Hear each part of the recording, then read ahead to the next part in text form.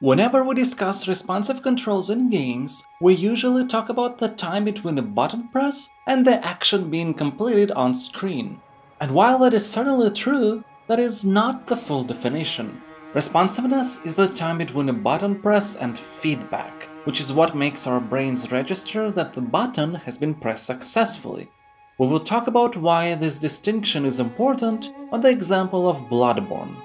Combat in Dark Souls and Bloodborne is known for the aspects of deliberation in its pacing, even in a faster game like Bloodborne. When you press an attack button there, even a light attack, the actual hit will follow a little time after the button press. And yet, this doesn't mean that the game is unresponsive. Because as soon as you press the light attack button, the short wind-up animation begins, and it is accompanied by the character starting to make a step forward and the camera following. So players instantly register that something is happening, feedback.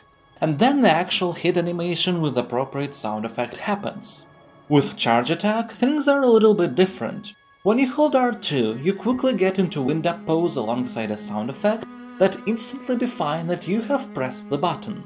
And then as soon as you release the trigger, the actual slow but strong attack happens, again with a step forward and the camera following.